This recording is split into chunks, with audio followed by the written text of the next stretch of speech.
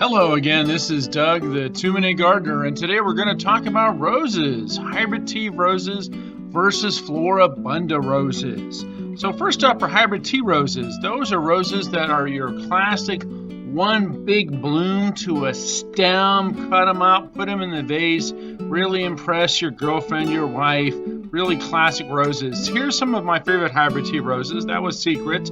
This one's Veteran's Honor, your classic big red rose. Another really nice one with pink and white is this rose L. It's really kind of a really nice big bloom. The most famous of all the big red roses, of course, is Mr. Lincoln, very fragrant. Can have some disease issues all right on the coast, so it kind of likes inland areas a little better.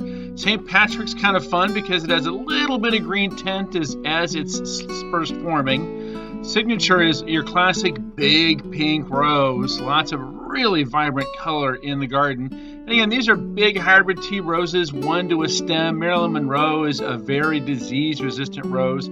And so these kind of roses, some of them have fragrance, some don't. Here's some of the more fragrant hybrid teas and grandifloras. Grandifloras are very similar to hybrid tea roses. I love my Barbra Streisand. It's very fragrant. Again, this is another Mr. Lincoln shot. Mr. Lincoln's your classic big red rose. Now compare that to Floribundas. Floribundas are smaller roses, but they'll have 6 blooms to a stem, as many as 9 or 12 blooms to a stem. They're their own mini bouquet. They produce lots of vibrant color in the garden. That one's George Burns, a nice little compact guy, crazy color. And then there's Iceberg, another Floribunda with really good disease resistance, lots and lots of color.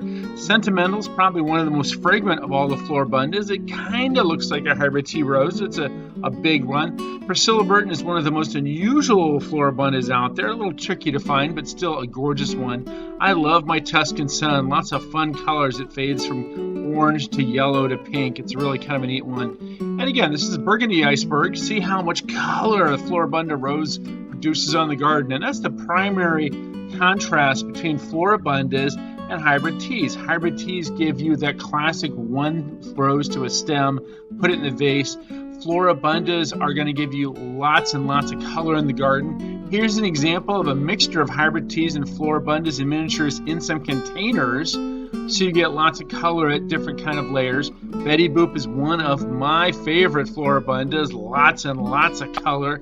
Not much fragrance, but lots of color. And of course, here's Sexy Rexy, a really great one for filling up the garden with lots of colors. A couple other fun ones, Playboy, and of course, next to that is Playgirl. And those are some nice, fun, single-petal Floribundas. I love my Intrigue, lots of great fragrance from that rose.